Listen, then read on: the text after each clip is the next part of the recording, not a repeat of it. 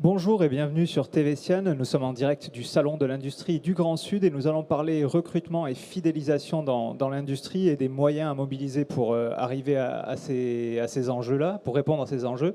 Pour en discuter, 5 personnes sont avec moi aujourd'hui. Annick Sénat, qui est directrice territoriale de Pôle emploi Haute-Garonne et référente sur l'aéro et l'énergie pour la région Occitanie.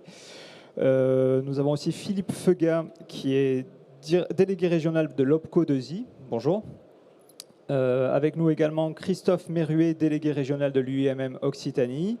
Bastien Espinassous, directeur régional adjoint de la DRETS Occitanie. Et Nicolas Band, directeur adjoint de la direction entreprise, emploi et partenariat économique à la région. Donc on va commencer par Madame Sénat. Pôle emploi donc, est un acteur incontournable sur la question du recrutement et de l'embauche.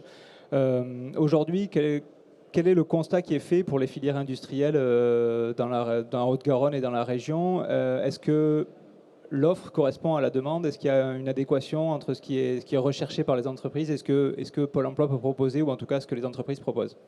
Alors dans la Haute-Garonne, on a clairement un gros défi sur l'aéronautique, puisque 42% des offres aéronautiques de la région sont situées en Haute-Garonne. Donc on a un gros défi sur ce sujet-là.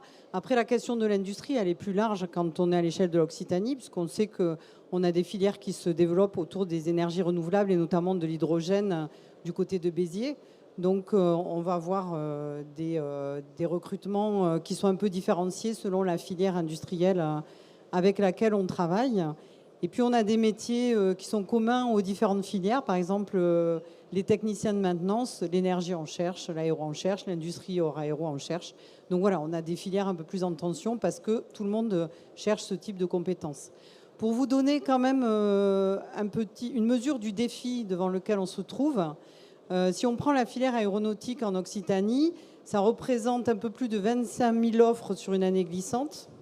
Et en face, on n'a pas tout à fait 14 000 demandeurs d'emploi inscrits, dont la moitié travaillent de manière régulière en intérim. Donc ça vous donne un peu le défi devant lequel on se trouve. Et du coup, pour le relever, on ne peut pas faire ça tout seul, clairement. Ça ne peut être qu'en partenariat. On a tout de même développé au niveau de Pôle emploi un dispositif de vivier de candidature. Alors comment ça fonctionne? On a besoin de la visibilité des entreprises pour nous dire quelles compétences ils vont rechercher dans les mois à venir. À partir de là, on a des gens inscrits dans l'industrie et qu'on va mettre en relation directement avec les entreprises.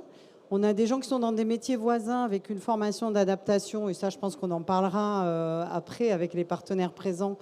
On peut les amener vers l'industrie. Et puis on a aussi à travailler l'attractivité avec les entreprises, puisque chaque année on amène des demandeurs d'emploi qui ne sont pas du tout inscrits dans ce secteur vers l'industrie. Et là on a des défis d'élargissement de public, parce que pour vous donner une idée, aujourd'hui 79% du public inscrit dans l'industrie sont des hommes. Donc là, on a un vrai défi de féminisation, même si c'est un sujet qu'on travaille assez régulièrement avec la branche. Voilà, donc ça veut dire que avec les entreprises, le débat aujourd'hui, c'est d'ouvrir les possibilités de recrutement, d'ouvrir les représentations des uns et des autres, des demandeurs d'emploi par rapport au secteur de l'industrie, parce que souvent, dans le grand public, on passe industrie, usine, on a des images qui peuvent peut-être ne plus toujours correspondre à la réalité du travail d'aujourd'hui. Oui, c'est un peu vieillot souvent. Oui, ça a un aspect, une image en tout cas un peu vieillotte, alors que ça a bien évolué et qu'on est sur une usine aujourd'hui très numérisée, très digitalisée. Et inversement, côté entreprise, faut accepter de s'ouvrir à des publics plus larges qui peuvent paraître parfois un peu plus loin de la cible fixée au départ. Mais vous voyez que les chiffres nous montrent que de toute façon, il faut aller chercher plus loin. Voilà. Donc on a un dispositif qui s'appelle Aérona. En Haute-Garonne, on a une agence experte sur l'aéronautique, une agence experte sur l'industrie hors aéronautique.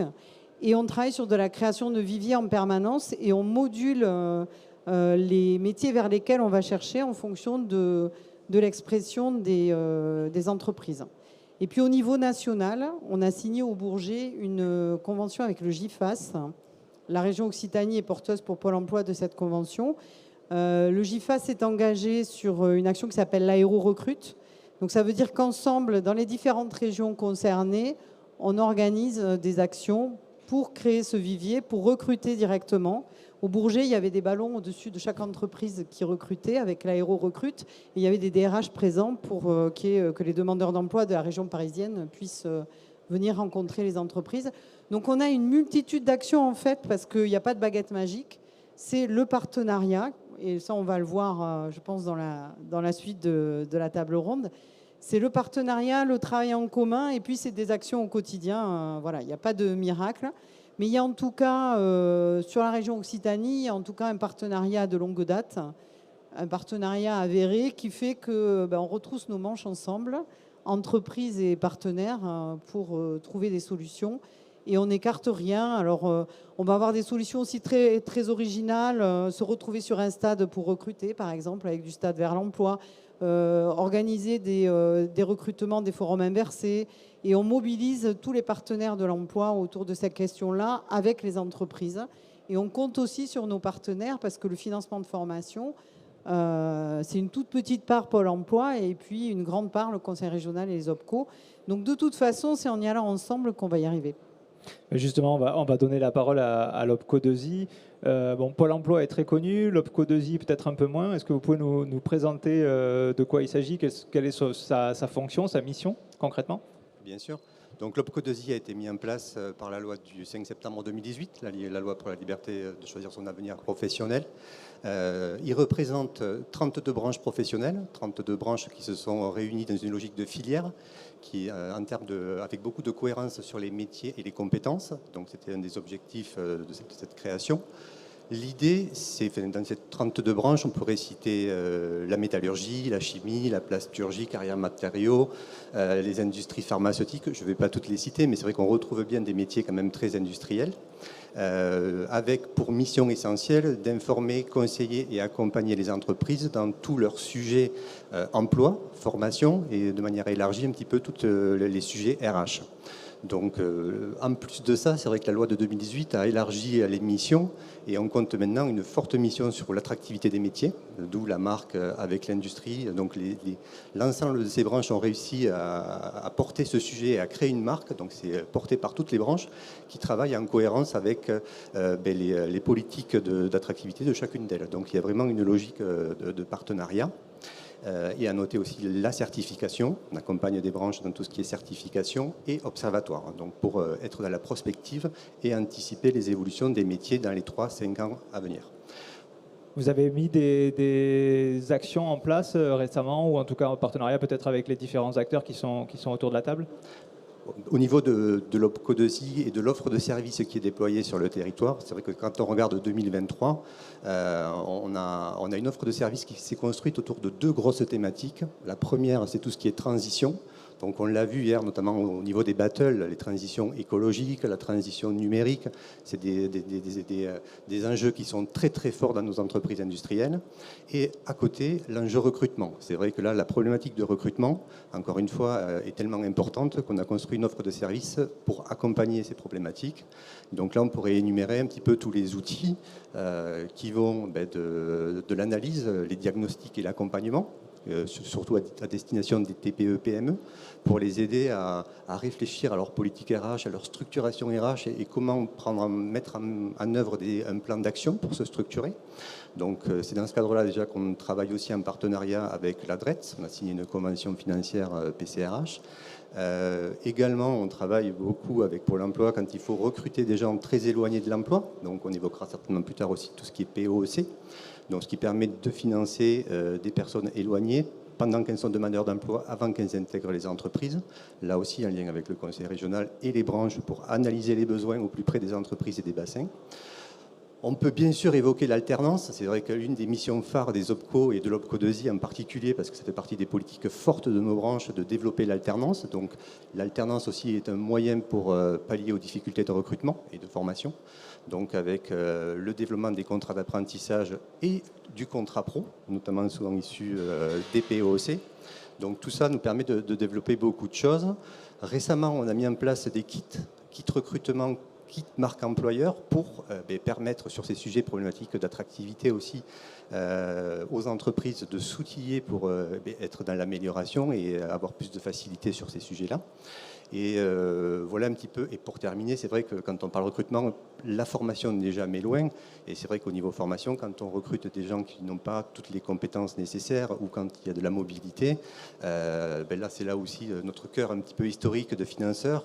On va financer par les fonds propres de l'OPCO. Mais là, encore une fois, on mobilise au maximum tous les partenaires. Donc, on a des partenariats avec l'État ou l'adresse, notamment avec tout ce qui est FNE. Qu'on appelle transition industrie dans le périmètre OPCO2I, donc des fonds qui sont à destination des entreprises, toute taille, et bien sûr en TPE, PME, pour les accompagner dans tout ce qui est transition industrielle et transition numérique. Et à côté, pour ne pas oublier le conseil régional avec les fonds objectifs compétences qui, là aussi, nous servent à accompagner les entreprises sur différents aspects.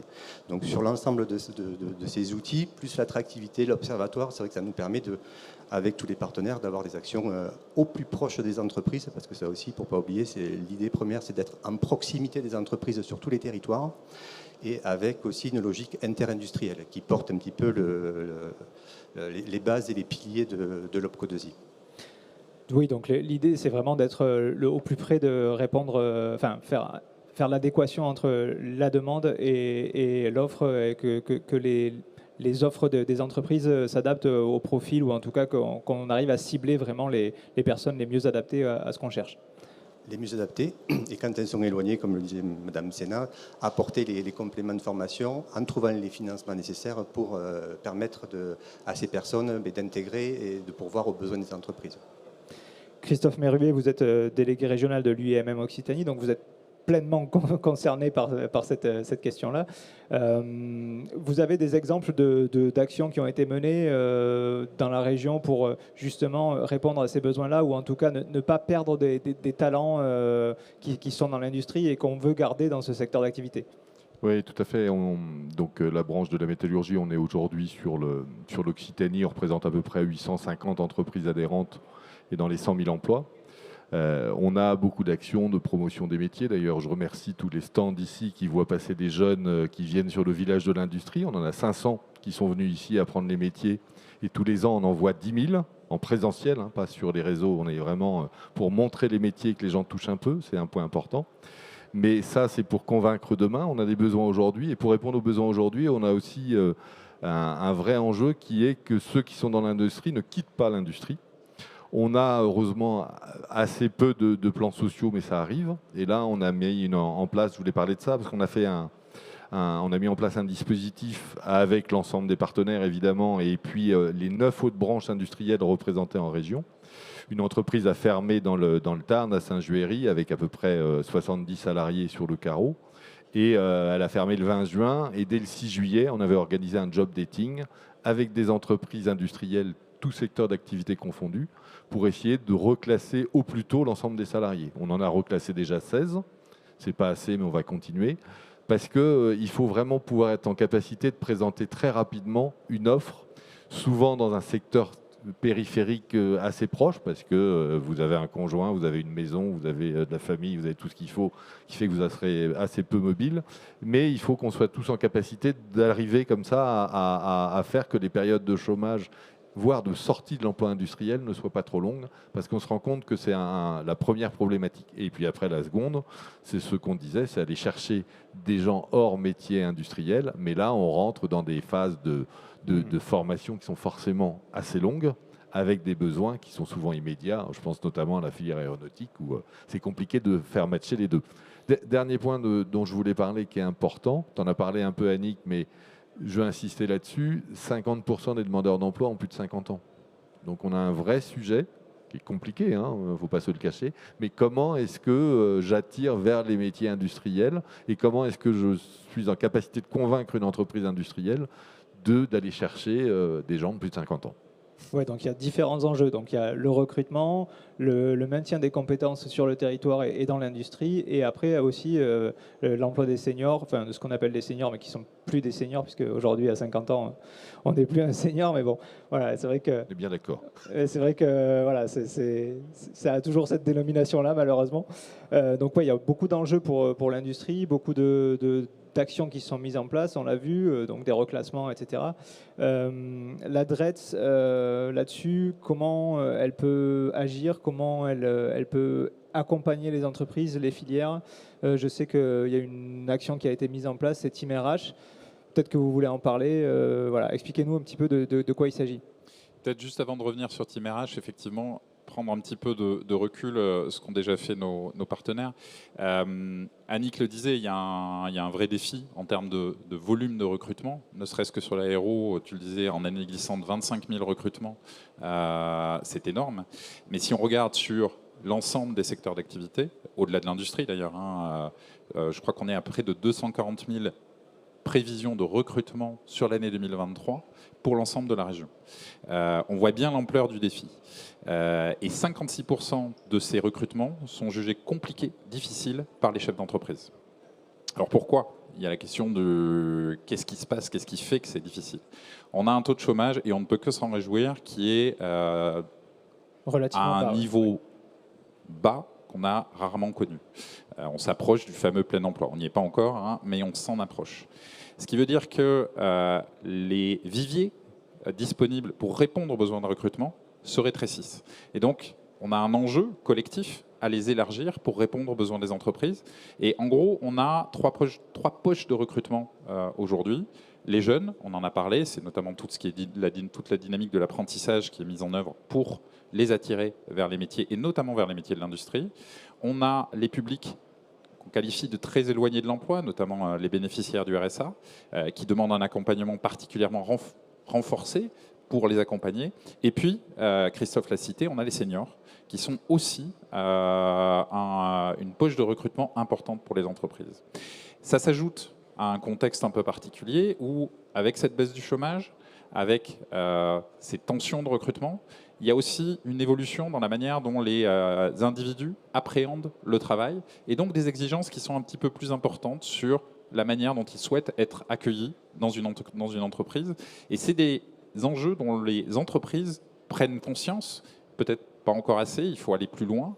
On parlait de travailler les sujets de marque employeur. C'est fondamental si on veut attirer les bons profils, les bons publics. Si l'État, en gros, chaque année, met un peu plus de 500 millions d'euros en Occitanie sur ces enjeux d'emploi, formation, recrutement. Avec les partenaires, c'est collectif. J'embarque notamment les dépenses d'investissement de Pôle emploi. À quoi servent ces 500 millions ? On l'a déjà un petit peu dit. C'est comment on va voir les entreprises, comment on caractérise leurs besoins de recrutement, comment on les accompagne pour recruter. Comment on source les publics qui vont répondre à ces besoins et comment on les accompagne, comment on les forme pour pourvoir à ces demandes. Et donc, tous ces 500 millions, ces plus de 500 millions d'euros, ils sont mis exclusivement là-dessus pour répondre aux besoins des entreprises. Team RH, vous en parliez, c'est une démarche qu'on est en train de déployer en Occitanie avec l'enjeu de mettre en cohérence l'ensemble des outils et dispositifs. On l'a vu, il y en a beaucoup. Les mettre en cohérence, en lisibilité, pour pouvoir mieux accompagner les entreprises, et je pense particulièrement aux TPE-PME qui forment l'essentiel du tissu économique et industriel de la région. Team RH, c'est quasiment une trentaine d'acteurs et tous les dispositifs qui vont avec. Je le disais, l'enjeu, c'est rendre lisibles ces dispositifs à destination des entreprises pour qu'elles en aient connaissance, qu'elles puissent aller mobiliser le dispositif qui leur sera utile pour répondre à leurs besoins à l'instant T. C'est aussi, deuxièmement, aller vers les entreprises. Je le disais, les TPE-PME ne connaissent pas forcément les dispositifs, ils n'ont pas forcément toujours le réflexe d'aller vers les acteurs qui sont autour de cette table. Il faut pouvoir avoir ces démarches d'aller vers, aller les chercher, diagnostiquer les besoins, les caractériser et construire des solutions pour répondre à leurs besoins de recrutement. Donc c'est une démarche qui est profondément partenariale, qui est portée à la fois par l'État, le Conseil régional, Pôle emploi et puis tous les autres acteurs qui sont autour. Je pense que c'est un enjeu clé aujourd'hui, cette coordination entre acteurs, vraiment pour répondre au plus près aux besoins des entreprises. Oui, l'idée c'est de ne pas éclater l'offre et d'avoir une plateforme en quelque sorte qui regroupe tous les dispositifs et qui permettent aux demandeurs d'emploi comme aux entreprises de faire matcher les différentes... Il y a un peu à la fois cette idée de plateforme, mais l'enjeu c'est surtout que les conseillers de chaque structure, je disais il y a une trentaine de structures, alors elles ne font pas toutes la même chose, hein. Il y a des spécialisations, Philippe en parlait, il y a des dispositifs d'appui à la structuration RH des entreprises, c'est important aussi hein, pour pouvoir se projeter dans l'avenir et pouvoir recruter correctement. Il y a des dispositifs d'appui sur tout ce qui est reclassement des salariés dans le cadre de licenciement, c'est-à-dire comment on ne les perd pas pour la filière industrielle, comment on leur permet de trouver des solutions. On a des dispositifs sur la qualité de vie au travail. Il y a tous ces enjeux. L'enjeu, c'est de les mettre en cohérence et de les mettre en visibilité. Et surtout que chaque conseiller puisse être, de chaque structure puisse être un peu porteur de l'ensemble de cette offre. Et quand il va rencontrer une entreprise, lui présenter l'ensemble. Et éviter aussi un travers qu'on peut parfois avoir sur certaines entreprises, c'est que vous avez 15 conseillers de structures différentes qui vont les visiter les uns après les autres, ce qui brouille un petit peu le message. Et puis à l'inverse, vous avez tout un pool d'entreprises qui ne sont jamais visitées. Donc tout l'enjeu, il est là. C'est mieux cibler les entreprises, mieux cibler la réponse pour leur permettre de recruter dans le contexte que j'ai pu rappeler à l'instant. Bastien Espinassous l'a bien dit, la région est actrice de ces actions-là et c'est un enjeu majeur aussi pour le Conseil régional, étant donné l'industrie qu'on peut avoir sur la région, que ce soit l'aéronautique ou l'énergie, Annick Sénat l'a rappelé. Vous avez aussi lancé une initiative qui s'appelle Task Force Aéro, spécifiquement donc sur l'aéronautique. De quoi il s'agit? Quels sont les objectifs pour accompagner la filière aéronautique à trouver la main-d'œuvre dont elle a besoin? Oui, alors si vous permettez, juste avant de rebondir sur ce sujet, je voudrais quand même revenir sur ce qu'a dit Bastien en préambule, sur effectivement la problématique par rapport au taux de chômage en région qui baisse, et on s'en réjouit, mais c'est un taux de chômage qui reste quand même supérieur à la moyenne nationale. Et sur certains territoires, on voit bien que ce taux de chômage, il est encore beaucoup trop élevé. Tout ça pour dire que par rapport à cette situation-là, alors qu'en même temps, on le sait, sur l'ensemble des secteurs d'activité et l'ensemble des territoires confrontés à des situations pénuriques, c'est-à-dire qu'aujourd'hui, Bastien l'a bien dit, on a entre 50 et 60% des recrutements qui sont très compliqués dans tous les secteurs d'activité. La région, on a mis en place le pacte pour l'embauche. C'est une démarche partenariale, c'est une démarche dans laquelle on a mobilisé au niveau de la région une cinquantaine de partenaires pour essayer de comprendre pourquoi, face à des opportunités d'emploi, on n'arrive pas à en mettre des publics qui pourtant normalement devraient être là. Et fait, ce que tout le monde a identifié, c'est qu'on a des freins à l'emploi qui sont de nature périphérique. Hein. Effectivement, il faut que des fois, ça ne matche pas parce qu'il y a des freins sur le logement, il y a des freins sur la mobilité, il y a des freins sur la garde d'enfants, il y a des freins sur peut-être aussi les comportements par rapport des gens qui sont peut-être pas, qui ont besoin de formation supplémentaire. Donc on a, avec les partenaires, construit un plan d'action pour lever ces types de freins dans le cadre du pacte pour l'embauche. Donc voilà, pour dire qu'on est sur une démarche déjà très partenariale à ce niveau-là. La Task Force aéronautique, c'est un peu la déclinaison de l'esprit Team RH sur une problématique particulière qui concerne le secteur de l'aéronautique, où là, tout ce que je viens de vous dire est complètement exacerbé, puisque la reprise post-Covid sur le secteur de l'aéronautique s'est fait très, très rapidement avec une pénurie sur les recrutements. Donc, les entreprises ont interpellé très officiellement l'État et la région, et le préfet, président de région, en leur disant il y a vraiment, sur ce secteur qui est stratégique pour la région, une urgence à mettre en place quelque chose par rapport à ces problématiques-là. Donc on a appliqué la méthode Team RH, c'est-à-dire qu'on a réuni l'ensemble des partenaires qui travaillent sur les questions de recrutement, les questions d'emploi, et on s'est mis autour de la table ensemble. L'idée, c'est vraiment de coordonner et faire converger les actions des uns et des autres sur cet objectif-là, qui est de répondre en priorité sur le secteur, là, on l'a fléché, hein, sur le secteur de la Haute-Garonne qui est le plus concerné, sur le secteur de l'aéronautique, pour répondre aux besoins de recrutement des entreprises. Alors c'est un plan d'action qui est variable. Hein, ça, dans un premier temps, on s'est rendu compte qu'il y avait besoin d'une meilleure connaissance des entreprises sur les dispositifs, sur les solutions qui sont à leur portée de façon, pouvoir recruter à court terme. Il y a des outils de court terme, donc c'est plusieurs webinaires qu'on a mis en place, mais de façon collective. Et là, c'était intéressant parce qu'on se rend compte qu'en fait, quand on fait ça de façon collective, chacun va mobiliser son réseau d'entreprises pour attirer. Et au final, on a une audition qui est bien plus large que si on l'avait fait chacun dans notre coin. Donc ça, je pense que déjà, c'était un premier succès là-dessus. Donc on a fait déjà donc, deux actions de ce type qui ont permis de sensibiliser les entreprises sur les outils d'appui au recrutement, mais également sur tout ce qui est lié à la qualité de vie au travail. On en a parlé, c'est quelque chose d'important sur lequel il faut que les entreprises travaillent. Et puis, on a mis en place une action expérimentale sur de l'aller vers des entreprises, partant du constat que certaines entreprises nous disent nous, on voit beaucoup de gens. Des fois, elles sont démarchées par 2, 3 opérateurs différents. Et d'autres nous disent nous, on ne voit jamais personne. Donc, première chose, on se met autour de la table et on se coordonne sur qui va voir qui, quelles sont les entreprises qu'on a identifiées pour lesquelles on pense qu'il y a des problématiques de recrutement.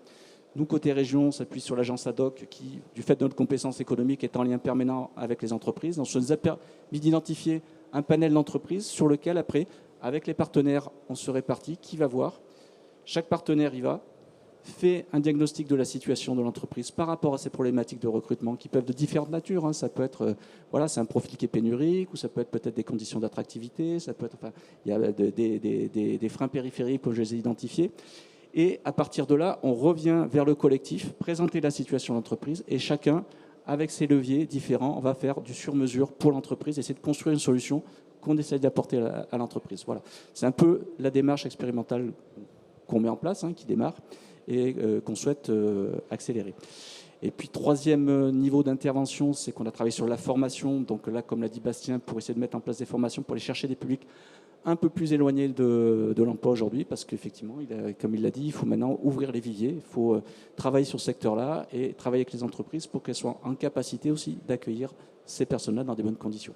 Et puis, il y a peut-être un dernier volet sur l'apprentissage. Je laisserai la parole à Bastien là-dessus.